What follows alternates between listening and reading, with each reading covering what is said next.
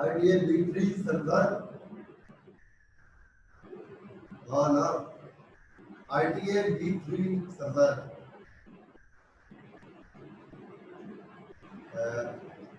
लो जी सरदार की जाओ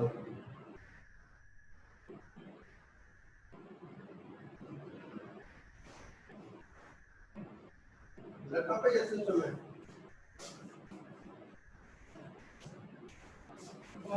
अच्छा एक तो मैं इसको पहले जूम ऑन करूँ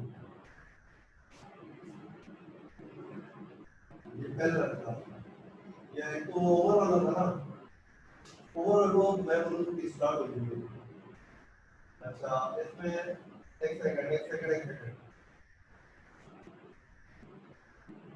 इसमें सरफ से तो आ ही रहेगा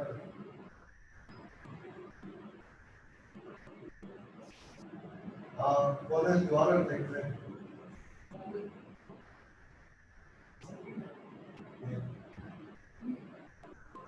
जल्दी नहीं है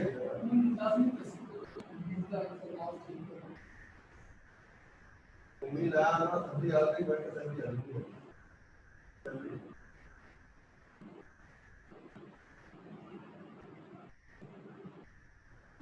ये सर बहुत ज्यादा क्या मैं स्टार्ट करूँ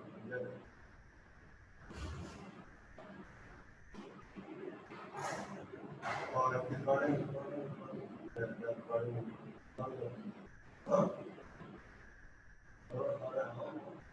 वालेकुम सलाम। नहीं मैं दुकान एक चार बंदा एक बंद किया था ये काम दोबारा अगर बंद कर दिया तो जी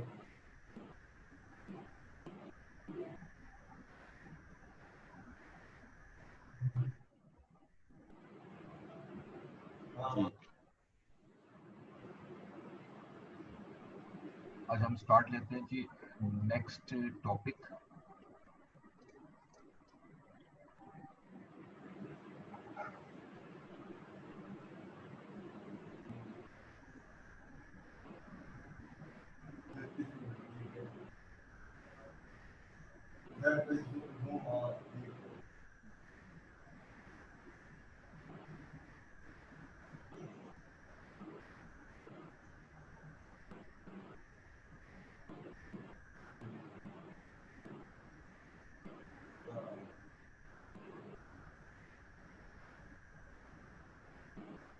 सर्वर ऑन है ना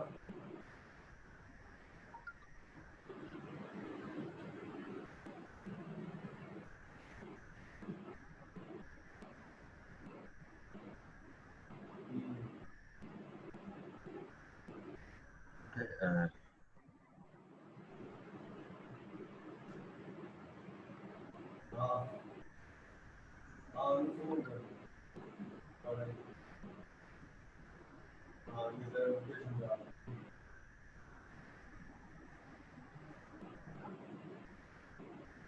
ओके स्टूडेंट्स, लेक्चर 36 आज हम स्टार्ट लेते हैं। अच्छा, लास्ट टाइम हमने डिस्कस किया था अक्रूवल एंड प्रीपेमेंट्स।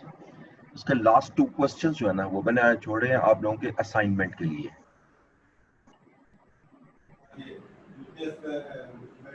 क्वेश्चन नंबर 15 और 16, ये 2 क्वेश्चन जरा खुद करने और मुझे आज भेजने हैं आप लोगों ने।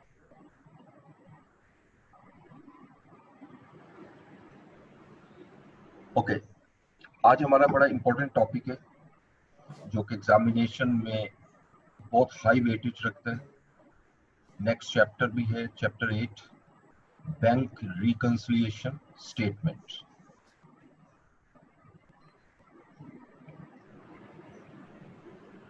BRS हम इसको मुख्तसरन कहते हैं, bank reconciliation statement.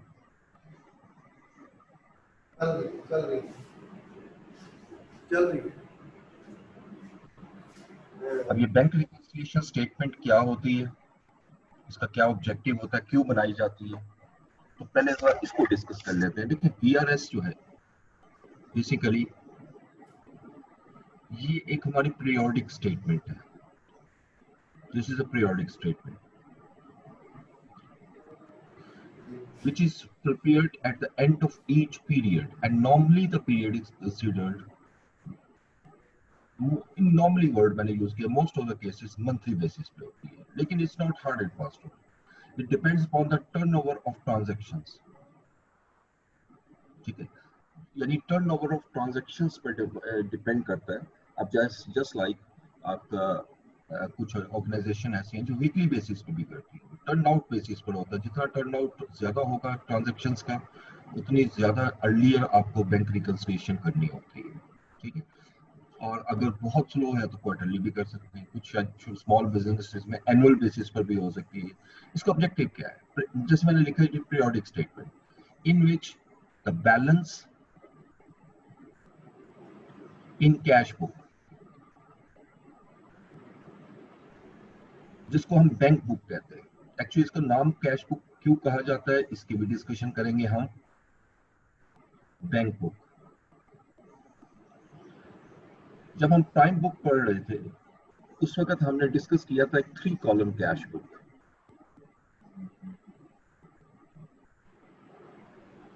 Cash book इसके अंदर 3 कॉलम जो मेन होते हैं वो डिस्काउंट कॉलम, जिसमें डेबिट साइड पे डिस्काउंट अलाउड, क्रेडिट साइड पे डिस्काउंट रिसीव्ड, कैश कॉलम और बैंक कॉलम. हम जो बैंक रिकंसिलिएशन की बात कर रहे हैं, इसमें जो बैलेंस की बात कर रहे हैं इन कैश बुक, ये बैलेंस असल में इस कॉलम का है, बैंक कॉलम का. ठीक है, और इसे कैश बुक इसलिए कहा जाता है कि इसका टाइटल कैश बुक है, यानी कैश बुक में से बैंक कॉलम होता है. तो अगर कंपनी बैंक बुक अलग बना रही है तो एब्सोल्युटली आप उसको बैंक बुक भी कह सकते हो. तो बैलेंस एक कैश बुक का होता है और एक बैलेंस होता है जो बैंक स्टेटमेंट रिपोर्ट करता है. Balance as per bank statement.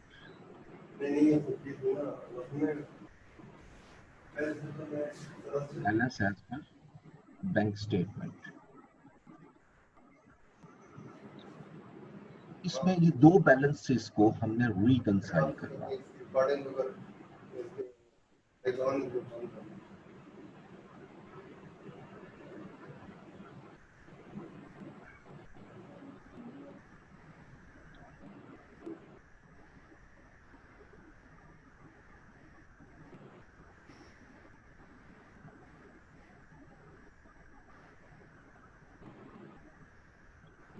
ये माइक में ऑफ करवा लो जरा, 1 मिनट रहिएगा, मैसेज कर लूँ.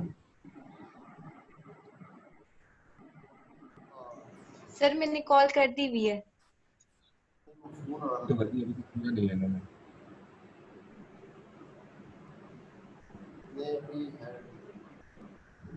अभी है.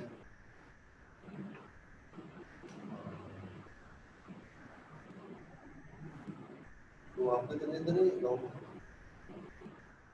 आप कितने दिन गाँव में? गाँव नहीं गए?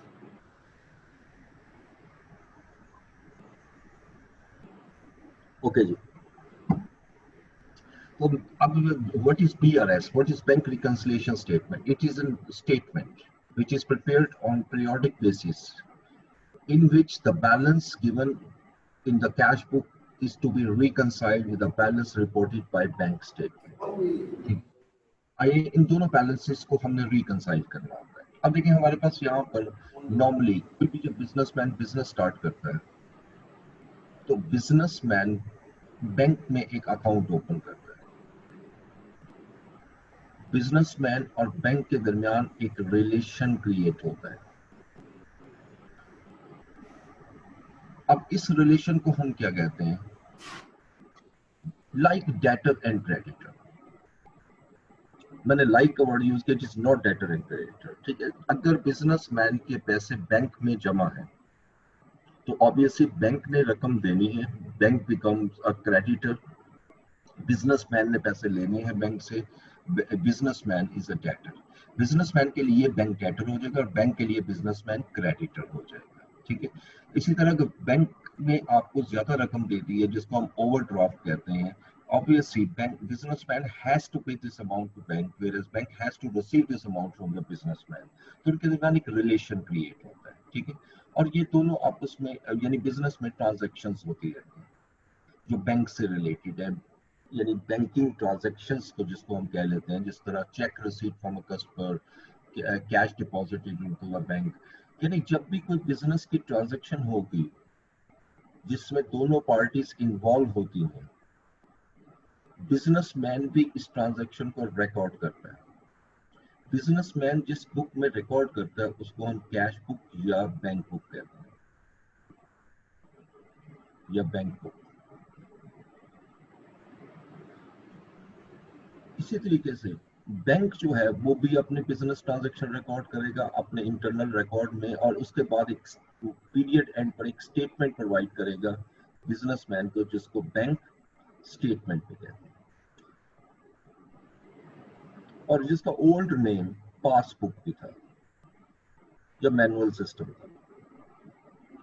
तो अभी भी कुछ पुराने क्वेश्चन जब हम उठाते हैं उसमें ये वर्ड यूज हुआ है पासबुक, ठीक है। तो यानी एक कैश बुक हो गई और एक बैंक स्टेटमेंट। अब सिर्फ फर्क क्या होता है, जो चीज हम कैश बुक में डेबिट कर रहे हैं, यानी डेबिट हम कैश बुक में कौन सी चीज करते हैं, जो हमारी रिसीट होती है, ठीक है। यानी जब भी हमें कोई बैंक में हम देखते हैं कि हमारे बैंक में अमाउंट डिपॉजिट हुई है, सपोज एक कस्टमर ने डायरेक्ट हमारे अकाउंट में पैसे जमा करा दिए, तो हम बैंक को डेबिट कर देते हैं, लेकिन बैंक उसके अगेंस्ट उसको क्रेडिट करता है, यानी बैंक रिसीट्स को क्रेडिट करता है। अब ये ऑपोजिट क्यों है? तो बाय नेचर है। मैंने आपको पहले भी समझाया था कि अगर हम परचेज कर रहे हैं किसी से, तो हम अपनी बुक में परचेज रिकॉर्ड करेंगे, और बिजनेस और जो जिससे यानी हम परचेज कर रहे हैं सेकंड पार्टी उसको सेल रिकॉर्ड करेंगे। अगर मैं किसी को पेमेंट कर रहा हूँ तो मेरे से कैश आउट हो रहा है और उसके पास कैश इन हो रहा है, तो ये तो बाय नेचर होता है, जिससे आप ट्रांजैक्शन कर रहे होते हैं उसकी बुक में ऑपोजिट ट्रांजैक्शन ही आती है, ठीक है। अगर कैश बुक में हमारी रिसीट डेबिट होती है तो बैंक स्टेटमेंट में रिसीट क्रेडिट होती है। इसी तरह अगर कैश बुक में पेमेंट जो होती है वो क्रेडिट होगी, तो कैश बैंक स्टेटमेंट में या पासबुक में जो पेमेंट है वो हमारी डेबिट होगी। यानी अगर हमारे पास बैंक स्टेटमेंट आती है और बैंक स्टेटमेंट में देखने जाता हूँ कि मेरी रिसीट्स कितनी हैं, तो मैं क्रेडिट साइड देखूंगा। अगर मैं देखना चाहता हूँ मेरी पेमेंट्स कौन कौन सी हुई हैं, तो मैं बैंक स्टेटमेंट की डेबिट साइड पर आऊंगा। कैश बुक अगर आपके सामने है और आप रिसीट साइड देखना चाहते हैं तो डेबिट साइड को देखेंगे, और अगर आप पेमेंट को देखना चाहते हैं तो क्रेडिट साइड को चेक करेंगे। इसी तरीके से ये पूरा मंथ ट्रांजैक्शंस होती रहती हैं। मंथ के एंड पे एक बैलेंस कैलकुलेट होता है, जिसको आप नाम देते हो balance as per cash book, as per cash book या बैंक बुक। अब ये बैलेंस क्या होगा, डेबिट होगा या क्रेडिट? बड़ी सिंपल सी बात है, if the receipts are more than payments. पूरे महीने में, इग्नोरिंग ओपनिंग बैलेंस, अगर पूरे महीने में मेरी रिसीट्स ज्यादा है और पेमेंट कम है, तो नेचुरली डेबिट एक्सीड करेगा क्रेडिट को, तो इसको हम डेबिट बैलेंस का नाम देंगे। सो डेबिट बैलेंस जो यहाँ पर आ रहा है वो फेवरेबल कंडीशन, उसको हम फेवरेबल बैलेंस भी कहते हैं। इसको फेवरेबल क्यों कहा जा रहा है? क्योंकि हमारी रिसीट्स ज्यादा है और पेमेंट्स कम है। इसी तरीके से अगर रिसीट्स कम हो और पेमेंट ज्यादा हो जाए, तो इट मींस कि ये हमारा क्रेडिट एक्सीड कर जाएगा, तो बैलेंस होगा क्रेडिट। इसको हम एडवर्स बैलेंस भी कहते हैं, और इसको हम ओवरड्राफ्ट बैलेंस भी कहते हैं। ये लफ्ज आपने पढ़ा हुआ है, ओवरड्राफ्ट या ओवरड्रॉ। यानी ये, अब एक और कॉन्टेक्स्ट में देखें कि ये डेबिट और क्रेडिट क्यों है।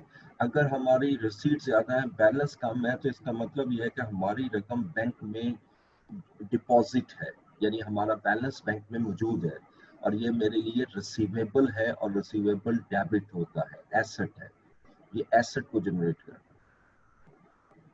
और अगर पेमेंट एक्सीड कर जाती है रिसीट से, मसलन पूरे महीने में मुझे 50,000 की रिसीट्स होती हैं और 65 की मैं पेमेंट कर देता हूँ, तो इसका मतलब है कि 15,000 की जो पेमेंट मैंने की है वो बैंक ने मुझे अलाउ किया था, तो वो मैं बैंक के बैलेंस से कर रहा हूँ, यानी बैंक के अपने रिसोर्सेज से कर रहा हूँ, तो ये 15,000 जो मैंने ज्यादा विड्रॉ किया है ये मुझे बैंक को वापस करना पड़ेगा, so it becomes a liability. ये हमारी लाइबिलिटी कहलाएगी। इसी तरीके से बैंक के पॉइंट ऑफ व्यू से देखते हैं, जब मंथ खत्म होता है तो जो बैलेंस बैंक स्टेटमेंट में आ रहा होता है उसको हम नाम देते हैं balance as per bank statement.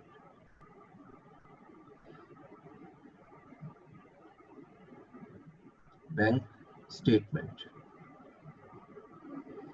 जो बैंक स्टेटमेंट में बैलेंस आ रहा है ये भी डेबिट और क्रेडिट हो सकता है। यानी इसमें अगर डेबिट बैलेंस आ रहा है तो क्या मतलब है, डेबिट हमने पेमेंट्स कही है यहाँ पर। बैंक स्टेटमेंट का डेबिट बैलेंस का मतलब ये है कि बैंक ने पेमेंट्स जो है वो ज्यादा की हैं और रिसीट्स कम की हैं। ये हमारे ही बैलेंस की मदद कर रहा है, हमारे अकाउंट के बारे में बात कर रहा है।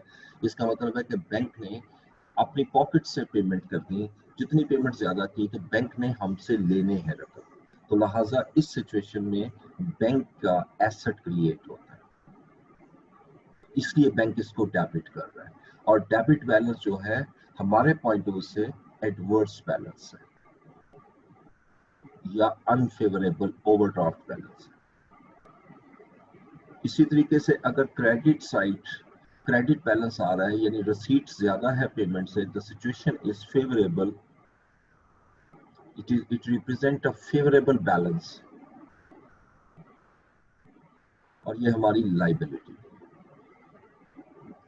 अच्छा, बैंक का जो नॉर्मल बैलेंस होता है हमारी बुक में, normal balance,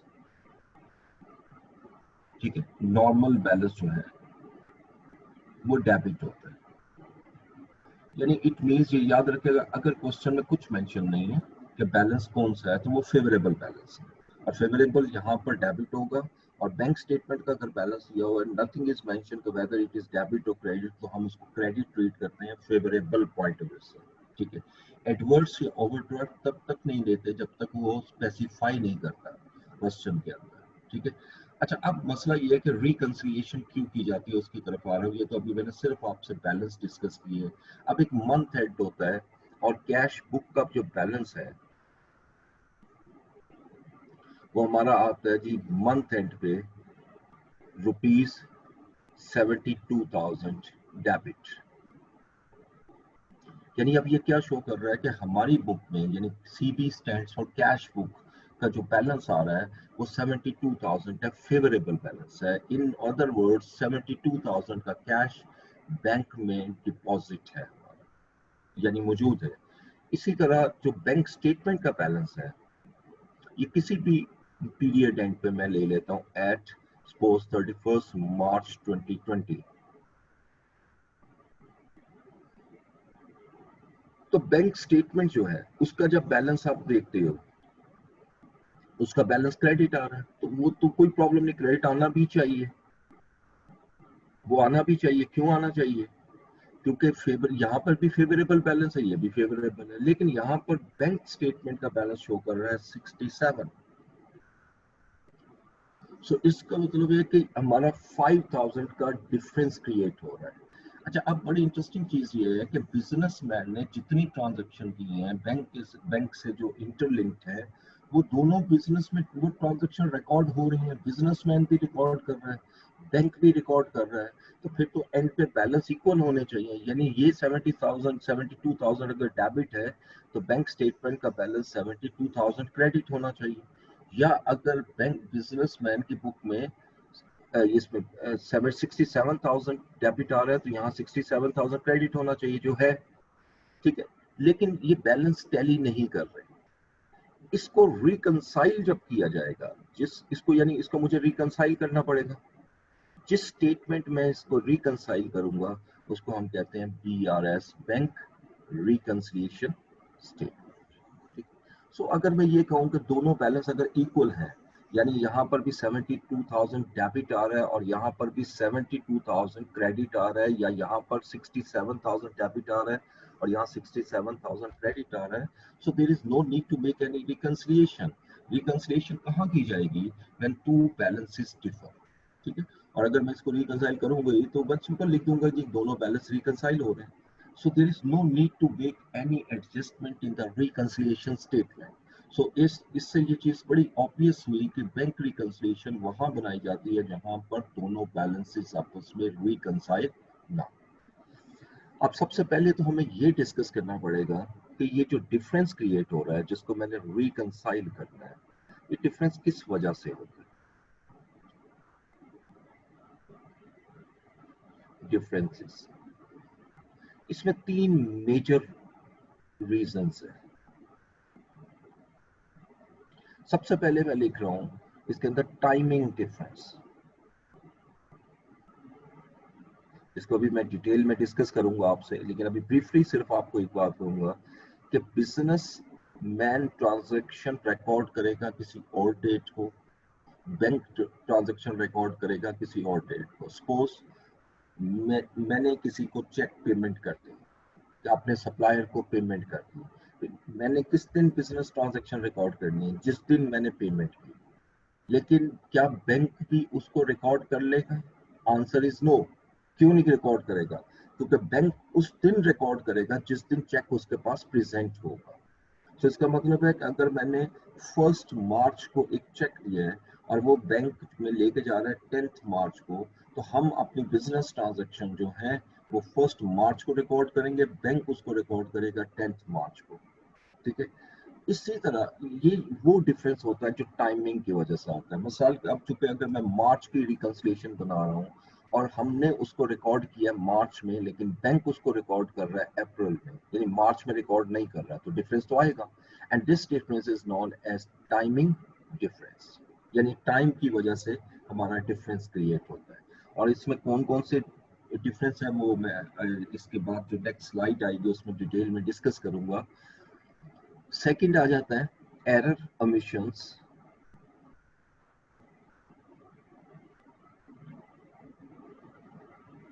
in cash book, ये भी तो हो सकता है कि हमने ट्रांजैक्शन जो की है उसको रिकॉर्ड करते वक्त मिस्टेक कर दी, यानी ओमिशन, वो ट्रांजैक्शन रिकॉर्ड ही नहीं की। एरर, वो ट्रांजैक्शन आपने गलत रिकॉर्ड कर दी। There are lot of ways जिस तरह एरर की जा सकती है। अमाउंट ट्रांसपोज हो सकती है, अमाउंट अंडर स्टेट हो सकती है, अमाउंट ओवर स्टेट हो सकती है, रिसीट पेमेंट बन सकती है, पेमेंट रिसीट बन सकती है। There are lot of things जिस तरह एरर हो सकती है। ठीक है, इसी तरीके से ये भी तो हो सकता है एरर्स और कमीशंस हो रही हैं बाय बैंक, एरर और ओमिशन बैंक की तरफ से भी हो सकती है।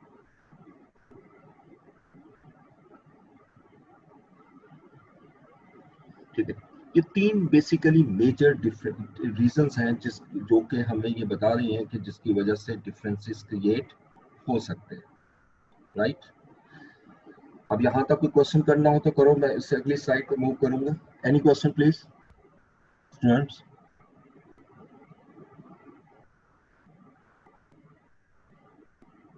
Is it okay? सर बात सुने जी जी सर, ये लास्ट में मैंने डेबिट और क्रेडिट बताया था ना बैंक वाली साइड का, वो दोबारा बता दें। बैंक स्टेटमेंट वाली साइड पे मैं दोनों ही बता देता हूँ। देखिए जिस वक्त मैंने ये 2 चीजें बताई थी, अब मैं कलर चेंज कर रहा हूँ आपको एक्सप्लेन करने के लिए। बैंक बिजनेसमैन जिस रिकॉर्ड को मेंटेन करता है उसको हम कहते हैं बैंक बुक। ठीक है, बैंक बुक की 2 साइड होती हैं, या कैश बुक की 2 साइड होती हैं। ये टी अकाउंट है, इसमें ये रिसीट साइड होती है और ये पेमेंट, ये आप प्राइम बुक में भी पढ़ चुके हैं। रिसीट साइड जो होती है वो हमारी डेबिट होती है, हमेशा डेबिट होती है, ये डेबिट साइड पे आ रही है। और पेमेंट साइड क्रेडिट साइड पे आ रही है। अब पूरा महीना रिसीट्स भी आती गई, पेमेंट भी आती गई। अगर रिसीट ज्यादा है, यानी रिसीट मेरी 70,000 है और पेमेंट 60,000 है, इसका मतलब है कि बैलेंस जो है कैश बुक का वो मेरा डेबिट होगा, यानी फेवरेबल बैलेंस होगा। और अगर यानी इस फेवरेबल का मतलब एसेट मैंने बताया, क्या मतलब है कि ये 10 रुपीज जो बैंक में पड़े हैं वो मेरा एसेट है, हमारे बिजनेस का एसेट है। ठीक है, मैं जब चाहूँ बैंक से ये रकम निकलवा सकता हूँ। इसी तरीके से अगर मेरी पेमेंट 70 है लेकिन रिसीट 70 है और पेमेंट मैंने 80 कर दी, तो ऑब्वियसली 10 की जो पेमेंट की है वो तो मेरे पास मेरा पैसा ही नहीं है, वो तो पेमेंट की है बैंक के रिसोर्सेज से, मुझे ये 10 वापस करना पड़ेगा, इट बिकम्स अ लाइबिलिटी, और इसको हम क्रेडिट बैलेंस कहते हैं इस वजह से कि ये लाइबिलिटी है, और इसी को एडवर्स या ओवरड्राफ्ट बैलेंस भी कहते हैं। लेकिन बैंक स्टेटमेंट की बुक जो है वो हमारी बुक से इनवर्स होगी, क्योंकि वो बैंक है। बैंक जो रिकॉर्ड रखेगा, जो हमारी रसीट है वो हमारी ही रिसीट रहेगी, लेकिन हमने अगर डेबिट किया है तो बैंक क्रेडिट करेगा। मसलन जिस वक्त मैं बैंक में कैश जमा कराता हूँ, ठीक है, तो मेरी एंट्री क्या होती है, बैंक डेबिट हो जाता है और कैश क्रेडिट हो जाता है, ये हमारी बुक में एंट्री। लेकिन अब मैं सिर्फ कैश के पॉइंट से अगर समझाऊं, कैश हमारे से आउट हो रहा है, बैंक के पास कैश इन हो रहा है, बैंक कैश डेबिट करेगा और हमारे अकाउंट को क्रेडिट कर देगा, यानी बैंक हमारे अकाउंट में ये रकम क्रेडिट कर देगा। इसलिए याद रखिएगा कि जो बैंक है, बैंक स्टेटमेंट में उसमें जो रिसीट्स होती हैं वो सारी की सारी क्रेडिट होती हैं, और पेमेंट्स जो हैं वो डेबिट होती है, as contrary to the businessman book, cash book. अब इसी तरीके से अगर रिसीट ज्यादा होगी, पेमेंट कम होगी, तो क्रेडिट बैलेंस होना चाहिए, और ये क्रेडिट बैलेंस यहाँ पर फेवरेबल है, और ये बैंक के पॉइंट ऑफ से लाइबिलिटी है, हमारे पॉइंट ऑफ से एसेट है, बैंक के पॉइंट ऑफ से लाइबिलिटी है। लेकिन अगर पेमेंट एक्सीड हो जाए किससे, रिसीट से, तो ऑब्वियसली ये बैंक के लिए रिसीवेबल है, बैंक ने ये रकम हमसे लेनी है, तो इसलिए ये बैंक के पॉइंट ऑफ से एसेट है, हमारे पॉइंट ऑफ से लाइबिलिटी है, और इस बैलेंस को हम डेबिट बैलेंस कहेंगे। तो इन शॉर्ट ये याद रखना है आपने कि फेवरेबल बैलेंस जो होता है, कैश एट बैंक जिसको कहते हो, वो हमारी बुक में हमेशा डेबिट होता है और बैंक की बुक में हमेशा क्रेडिट होगा। इसी तरीके से जो ओवरड्राफ्ट बैलेंस है, ओडी बैलेंस जिसको कह रहे हैं, वो हमारी बुक में हमेशा क्रेडिट होगा और बैंक की बुक में हमेशा डेबिट होगा। ठीक है, और कोई question? Any question sir. Please? जी जी जी पूछिएगा। नहीं sir. Okay okay, thank you. मैं अगली स्लाइड पे मूव करूंगा।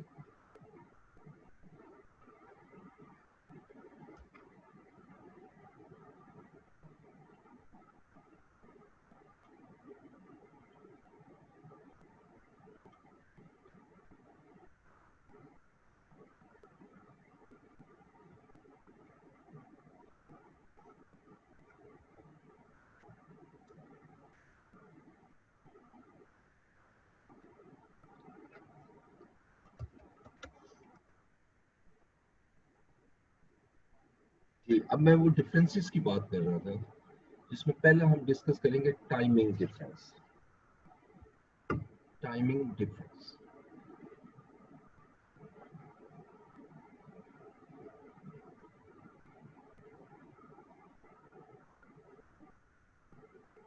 डिफरेंसेस कि ट्रांजैक्शन आपकी बैंक बुक में किसी और डेट को रिकॉर्ड हो रही है, कैश बुक में किसी और डेट को रिकॉर्ड हो रही है, ठीक है, लेकिन रिकॉर्ड हो रही है। अब इसमें सबसे पहली जो आती है, दो इसमें मेजर आती हैं, जिसमें हम कहते हैं अनप्रेजेंटेड चेक्स। अच्छा, आपने ये वर्ड को बेशक ज़हन में आप रखें, जरूरी है, लेकिन ये जरूरी नहीं है कि अनप्रेजेंटेड का ही लफ्ज यूज करें, इसलिए इसकी डेफिनेशन, इसके मीनिंग को अंडरस्टैंड करना जरूरी है, क्योंकि एग्जामिनेशन में जो स्टेटमेंट दी होगी वो आपको मैटर करेगी, जो स्टेटमेंट दी होगी। अनप्रेजेंटेड चेक्स, ठीक है जी, इसको हम कहते हैं जो cheques issued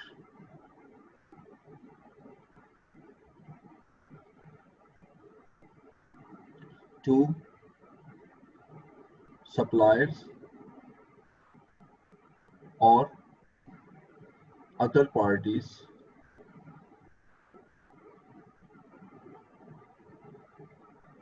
but have not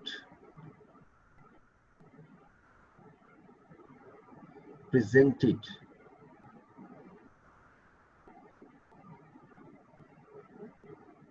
for payment into bank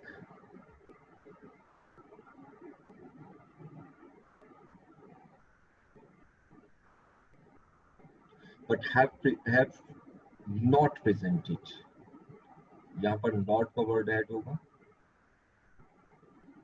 not presented for payment into bank till period end.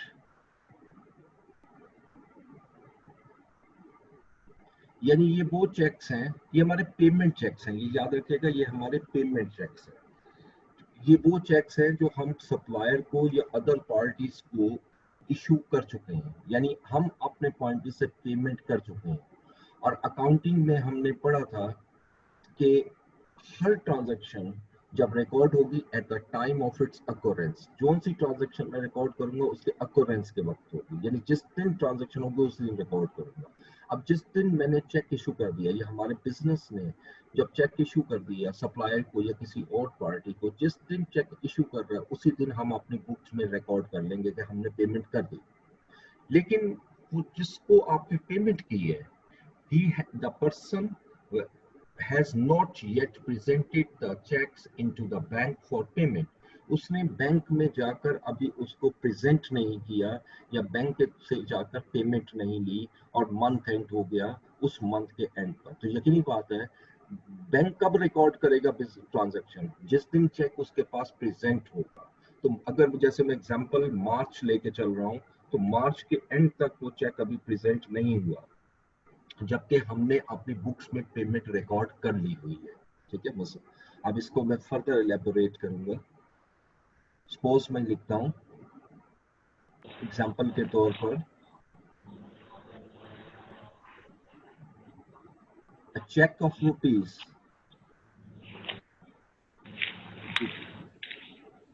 Mic इसका ऑन है जी। समीर अली, क्वेश्चन है आपका? checks No, of sir. rupees, okay, check of rupees 15,000 was issued to Mr. B, but not yet presented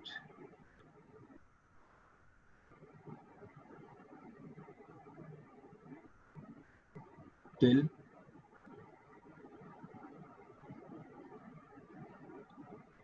31st March 2020। आप इस वक्त bank reconciliation बनाना चाह रहे हो 31st मार्च 2020।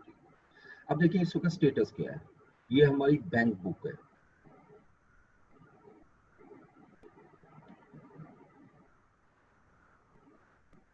अब इस चेक के अलावा, यानी ये जो चेक अभी हम डिस्कस कर रहे हैं, इसके बगैर हमारा बैलेंस क्या था, वो टैली था। मैं अज्यूम कर रहा हूँ वो बैलेंस टैली। ये बैंक स्टेटमेंट, इसको मैं टी अकाउंट में शो कर रहा हूँ आपको समझाने के लिए, डेबिट टू क्रेडिट। ये रिकॉर्ड कौन मेंटेन कर रहा है बैंक बुक का? बिजनेसमैन।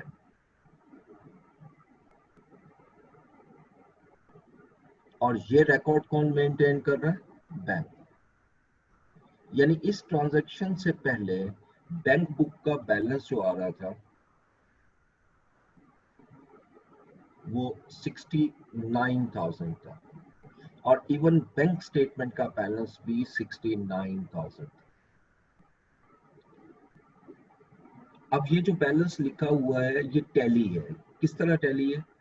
अमाउंट भी इक्वल है और बैंक बुक का डेबिट है और बैंक स्टेटमेंट का क्रेडिट है। ठीक है, हाँ एक चीज यहाँ और फर्दर आपको एलेबोरेट कर दूं, अगर बैंक बुक का बैलेंस 69 डेबिट आ रहा है और बैंक स्टेटमेंट का भी 69,000 डेबिट आ रहा है, तो ये रिकंसाइल नहीं है। अमाउंट इक्वल होनी चाहिए और बैलेंस एक दूसरे से उल्ट होने चाहिए, तब रिकंसाइल होगा। यानी इसका मतलब बैलेंस टैली है। अब हमने एक चेक इशू किया 15,000, ठीक है, मिस्टर बी को। अच्छा, जिस दिन हम चेक इशू करेंगे हम रिकॉर्ड कर देंगे, जो भी डेट होगी हम रिकॉर्ड कर देंगे। कौन रिकॉर्ड करेगा? बिजनेसमैन। अब ये पेमेंट चेक है, चेक आपने पे किया, तो किस साइड पे बैंक बुक के रिकॉर्ड होगा? Any student? जी आवाज नहीं आई। ये अहमद नियाज आप बोल रहे थे कुछ? क्रेडिट साइड पे होगा। क्रेडिट साइड पे, गुड। यानी ये चेक आपका पेमेंट चेक है। जिस दिन हम चेक इशू करेंगे हम यहाँ पर लिख देंगे जी मिस्टर बी को हमने चेक दिया, कितनी अमाउंट का, 15,000। अब इसके बाद और कोई ट्रांजैक्शन इस महीने में नहीं होती। बैंक स्टेटमेंट ने रिकॉर्ड नहीं किया, क्यों? Has not yet presented. अभी बैंक के पास तो गया ही नहीं है, बैंक को तो नहीं पता कि चेक आ गया या नहीं आया या हमने इशू कर दी है। ठीक है, तो बैंक तो उस दिन रिकॉर्ड करेगा जब चेक मिस्टर बी प्रेजेंट करेगा। अब महीना खत्म हो जाता है, अब हम बैलेंस करते हैं। जब बैलेंस करेंगे तो जिस तरह हम बैलेंसिंग करते हैं डेबिट साइड टोटल की, तो बैलेंस इस साइड पे आएगा, लेकिन ये बैलेंस क्रेडिट नहीं है, ये बैलेंस डेबिट है, क्योंकि डेबिट साइड ज्यादा है 54,000। और बैंक स्टेटमेंट का बैलेंस करेंगे तो बैंक स्टेटमेंट का बैलेंस आ रहा है 69,000। ठीक है जी, ये जो मैंने आपके सामने एग्जांपल ली, अभी मैं ये नहीं आपको बता रहा, अभी इस स्टेप पे हम नहीं आए कि इसको आप रिकंसाइल करेंगे कैसे। अभी हम सिर्फ डिस्कस कर रहे हैं कि डिफरेंसेस किसकी वजह से आते हैं। ठीक है, अभी प्लीज इस चीज को छोड़ दीजिएगा, मुझे करना क्या चाहिए, रिकंसाइल कैसे करना है, वो सेकंड स्टेप पे, सेकंड फेज में हम डिस्कस करेंगे। पहले फेज पे हम ये डिस्कस करेंगे कि डिफरेंसेस आते क्यों। ठीक है, तो और इन चेक्स को हम डिस्कस कर लेंगे, जैसे अभी मैंने आपसे डिस्कस किया अनप्रेजेंटेड चेक्स। सो अनप्रेजेंटेड चेक्स की वजह से भी बैलेंस टैली नहीं होते। लेकिन एक चीज मैंने आपको खास तौर पे ऐड की कि अनप्रेजेंटेड चेक को हम पेमेंट चेक्स भी कहते हैं, यानी वो चेक जो हमने पे किया है और बैंक में प्रेजेंट नहीं हुआ पेमेंट के लिए। ठीक है, सेकंड चेक आइए, सेकंड जो टाइमिंग डिफरेंस में आता है, this is uncredited cheques. uncredited checks.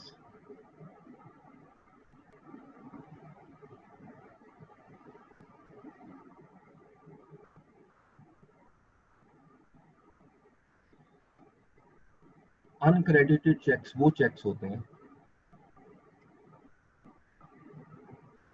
the checks received from a customer.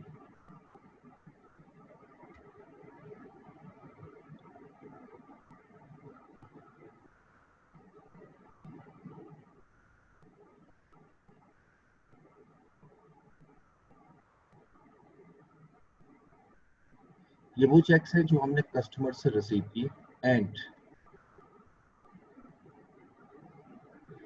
Deposited into bank, और बैंक में डिपॉजिट भी करवा दिया, deposited into bank.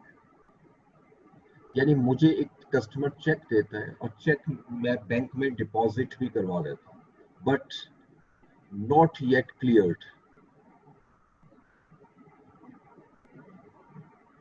not yet cleared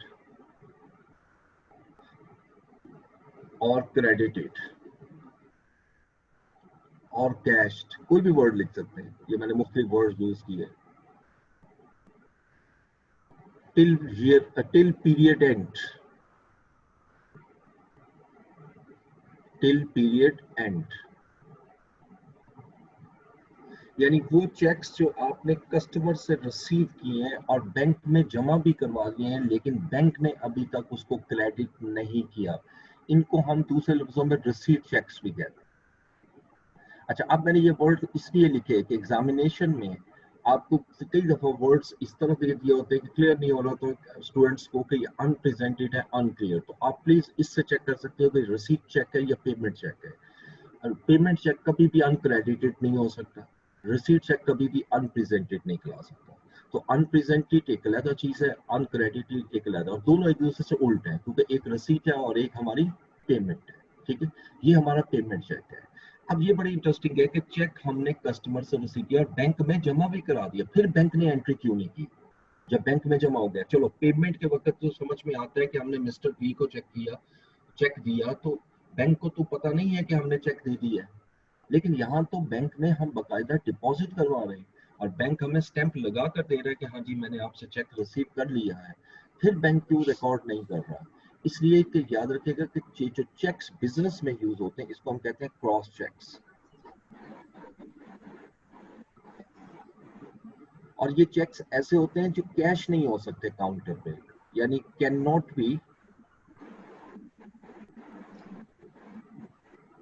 cash तो ओवर काउंटर,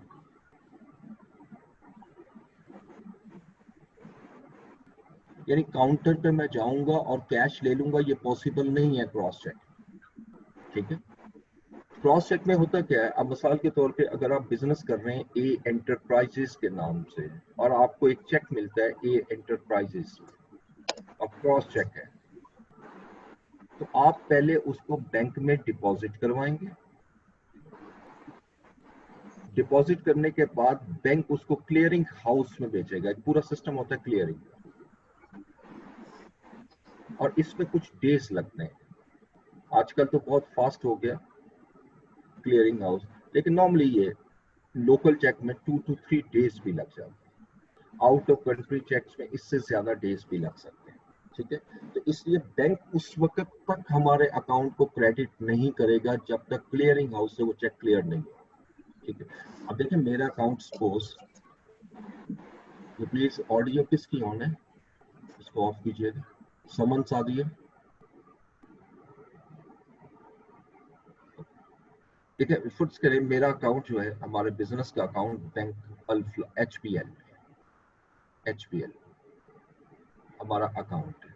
ठीक है, और हमें एक कस्टमर है, वो चेक देता है,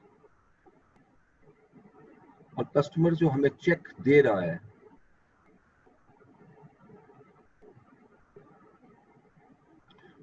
वो दे रहा है हमें यूबीएल का, और क्रॉस चेक है।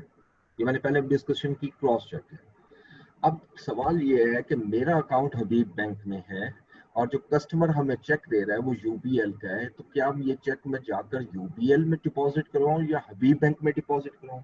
नेचुरली मेरा अकाउंट हबीब बैंक में है, मैं इस चेक को, जो मुझे चेक मिला है, I will deposit this cheque in the Habib Bank account.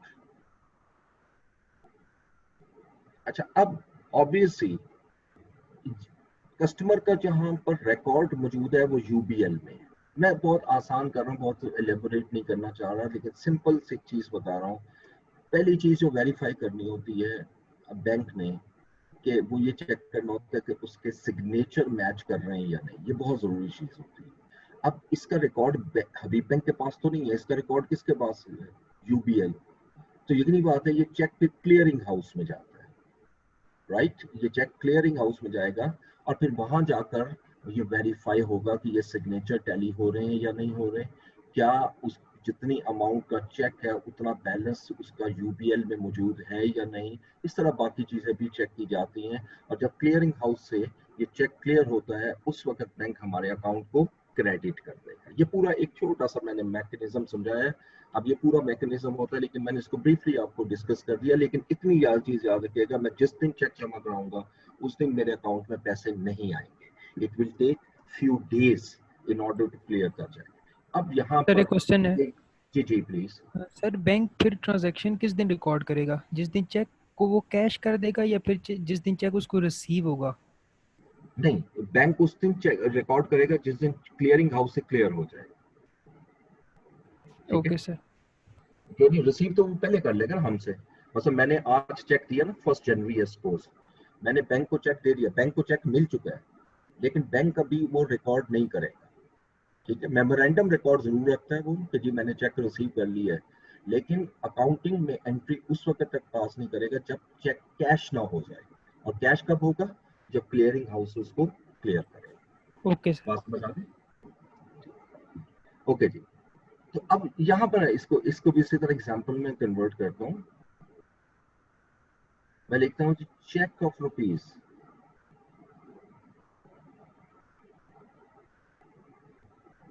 12,000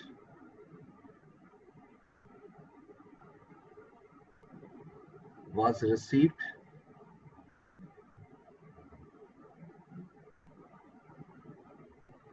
from Mr. A and deposited into bank.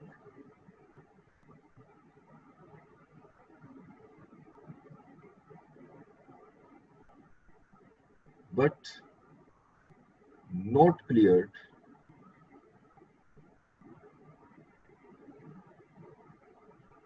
till period end या month end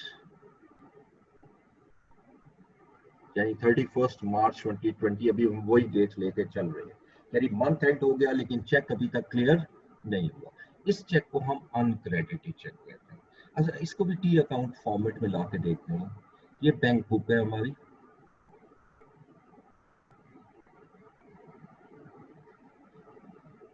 suppose before receiving this cheque हमारा जो बैलेंस बुक में आ रहा है वो 69,000।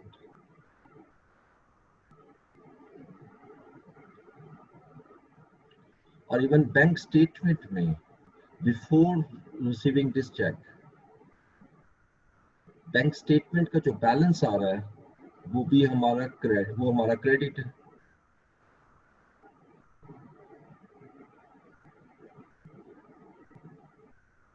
यानी इसका मतलब है कि दोनों बैलेंस अभी तक रिकंसाइल है। अब मंथ एंड से थोड़ा सा दिन पहले, 1-2 दिन पहले हमें एक चेक मिलता है 12,000 का एक कस्टमर से। अब जो ये चेक रिसीट हुआ है तो मैं किस दिन ट्रांजैक्शन रिकॉर्ड करूंगा? बिजनेस के पॉइंट ऑफ व्यू से बात कर रहा हूँ, बिजनेसमैन के पॉइंट ऑफ व्यू से बात कर रहा हूँ। बिजनेसमैन इसको कब रिकॉर्ड करेगा? When the cheque is actually received and deposited into a bank. अब हमने चेक लिया और बैंक में डिपॉजिट कर दिया, तो बताएं हमने एंट्री पास करनी है? यस। अब मैं यहाँ लिख दूंगा डेबिट साइड पे, रिसीट साइड पे, जब मिस्टर ए से मुझे 12,000 रुपीज रिसीव हो गए। अब ये चेक क्लियरिंग हाउस में गया हुआ है, पीरियड एंड हो गया, बैंक ने अभी तक इसको क्रेडिट नहीं किया। क्यों नहीं किया? क्योंकि बैंक क्रेडिट करेगा ना, इसको रिसीट है। बैंक ने इसको क्रेडिट क्यों नहीं किया? इसलिए कि अभी तक वो क्लियर नहीं हुआ। अब मंथ एंड हो जाता है, हम बैलेंस काउंट करते हैं।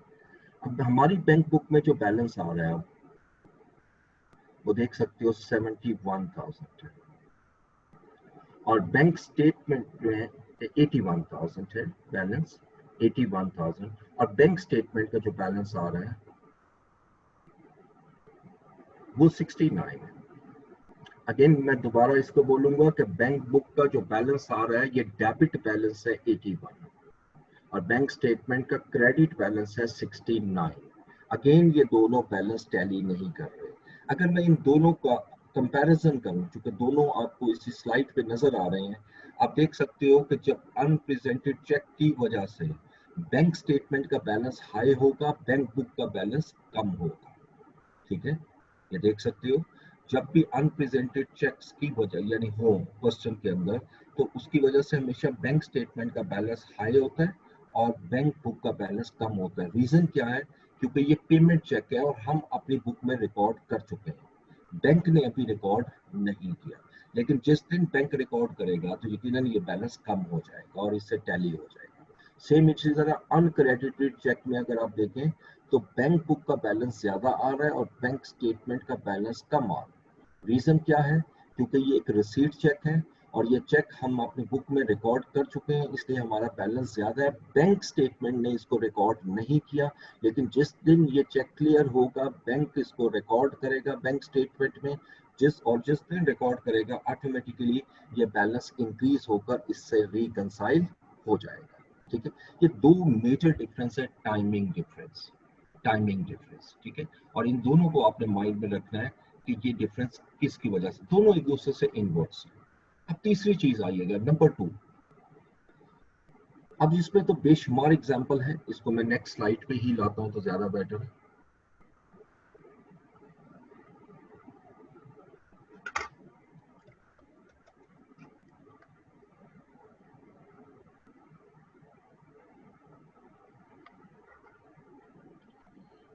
एरर्स, omissions by या इन कैश बुक। हमने कैश बुक या बैंक बुक में एरर्स की या ओमिशंस की,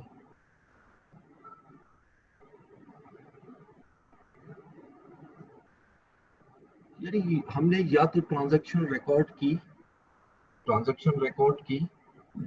लेकिन वो गलत रिकॉर्ड करते, या ट्रांजैक्शन सिरे से रिकॉर्ड ही नहीं की। अब इसमें बेशुमार तरीके मैं इसमें एग्जांपल दे सकता हूँ और बेशुमार इसमें एग्जांपल्स आएंगे। ठीक है, नंबर 1 मैं जैसे एग्जांपल दे रहा हूँ ओमिशन की पहले। ठीक है, अ check of rupees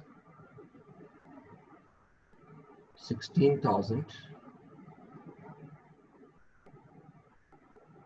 was given to supplier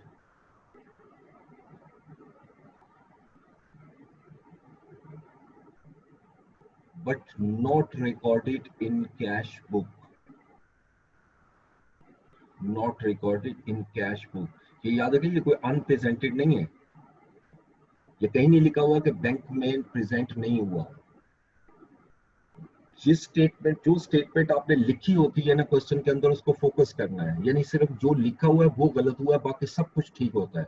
अब जब वो लिख रहे हैं cheque of 16,000 given to supplier, मैंने एक चेक दिया सप्लायर को 16,000 को, और हमने इसको बैंक बुक में रिकॉर्ड नहीं किया, बैंक बुक में रिकॉर्ड नहीं किया, ठीक है। लेकिन इसका ये मतलब नहीं लूंगा कि बैंक में प्रेजेंट नहीं हुआ। ये चेक आया, बैंक में प्रेजेंट हो गया, लेकिन हमने उसको अपने कैश बुक में लिखना भूल गए। This is omission, very clear, it is known as omission, omission of cheque. ये चेक हम रिकॉर्ड करना भूल गए। अब इसकी एग्जांपल देखें, उसी तरह हम अगर इसको अगर टी अकाउंट में पुट करें, ये हमारी बैंक बुक है। सपोज बिफोर दिस ट्रांजैक्शन हमारे पास जो बैलेंस आ रहा है वो 60,000 है डेबिट में, और इवन बैंक स्टेटमेंट में जो बैलेंस आ रहा है वो भी 60,000 है, लेकिन किस साइड पर आएगा? क्रेडिट साइड पर।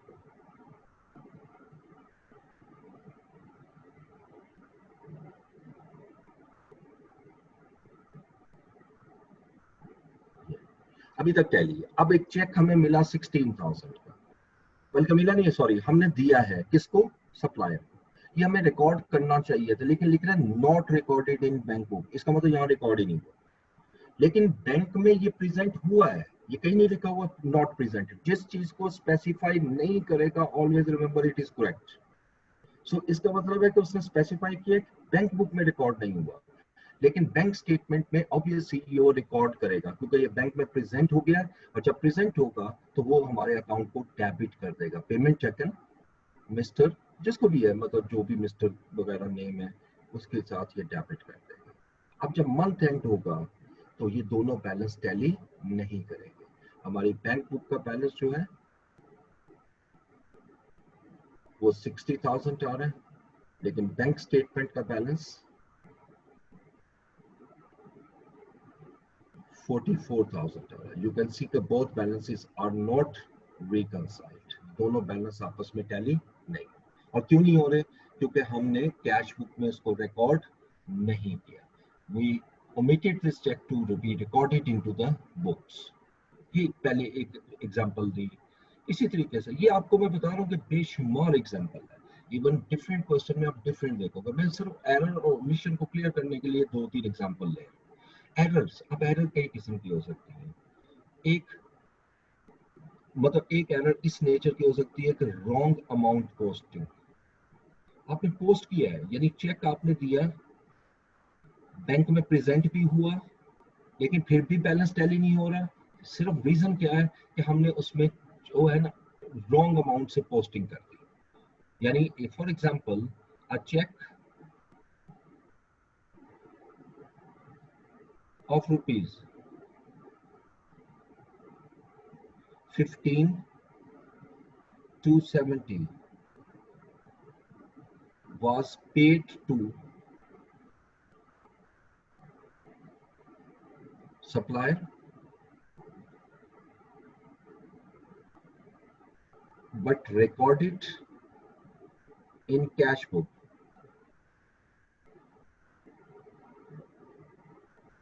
या बैंक बुक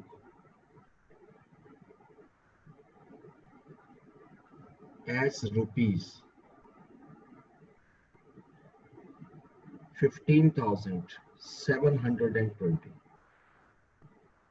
जिसको हम ट्रांसपोज एरर भी कहते हैं, यानी वैल्यू जो है वो आपकी ट्रांसपोज हो जाना। अब आपने 15,270 का चेक आपने सप्लायर को इशू किया, और इवन ये प्रेजेंट भी हो चुका है क्योंकि मेंशन नहीं है, जिसको नहीं मेंशन होता वो हो चुका होता है, लेकिन recorded in bank book as 15,720। अब इसको अगर मैं यहाँ लेकर आऊं, देखिए बैंक बुक का जो बैलेंस आ रहा है, बैंक बुक का सपोज वो बैलेंस हमारा टैली है बैंक रिकंसिलिएशन बैंक स्टेटमेंट से बिफोर दिस ट्रांजैक्शन, वो हमारा 60,000 का बैलेंस आ रहा है, और इवन बैंक स्टेटमेंट में भी बैलेंस हमारा यही आ रहा था इस ट्रांजैक्शन से पहले। सिर्फ फर्क क्या था कि हमारी बुक में अगर डेबिट है तो बैंक स्टेटमेंट की बुक में क्रेडिट है।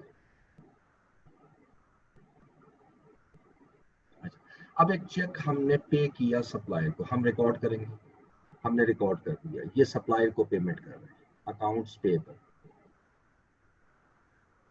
अच्छा, अब पेमेंट हम कर रहे हैं 15 to 70 की, लेकिन आपने रिकॉर्ड किया बैंक बुक में 15,720, यानी आपने गलत अमाउंट रिकॉर्ड कर दी 15,720, लेकिन बैंक स्टेटमेंट में भी ये प्रेजेंट हुआ और इसने भी पेमेंट की है, जो भी नेम होगा उसको पेमेंट की है, लेकिन इसने पेमेंट रिकॉर्ड की है 15 to 70, क्योंकि मेंशन क्या है, गलती किस बुक में हुई है, गलती बैंक बुक में हुई है, ठीक है। तो जिस बुक में मिस्टेक हुई होती है सिर्फ वहां मिस्टेक करनी है, बाकी सारा कुछ आपने करेक्ट अज्यूम करना है। अब इसको बैलेंस करना है, बैलेंस कैरी डाउन, इसका बैलेंस आ रहा है 44,280 बैंक बुक में, और बैंक स्टेटमेंट में जो बैलेंस आ रहा है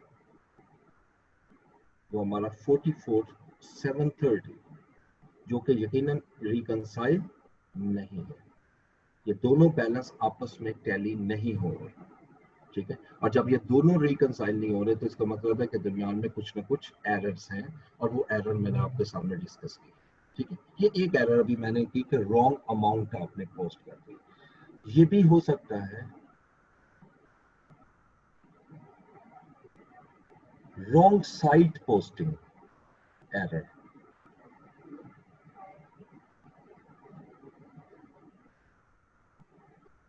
और रॉन्ग साइट पोस्टिंग क्या है कि आपकी दो साइट होती हैं कैश बुक की, ठीक है, और अब ये जितनी भी मैं एरर डिस्कस कर रहा हूँ ये कैश बुक की है, कैश बुक या बैंक बुक की।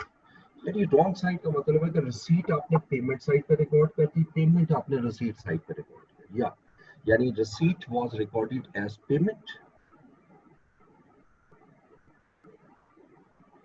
was wrongly recorded on payment side,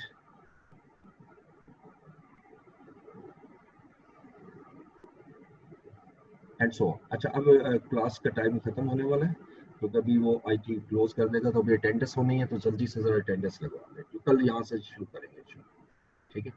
मैं हमारे पास अटेंडेंस बताइएगा, मैं इसको स्टॉप शेयर कर रहा हूँ। जी सर, कर दें।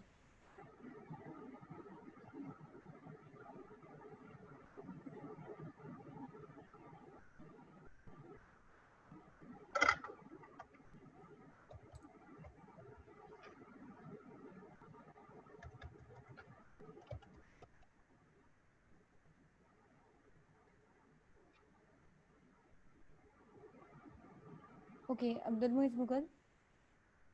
मैम प्रेजेंट है, वो उसके माइक का इशू है। Okay, Abdul Muiz Safdar Kiyani. Abdul Muiz Safdar Kiyani. Okay, Afkarul Haq. Present. Ahmad Abbas. Present ma'am. Ahmad Niaz. Present ma'am.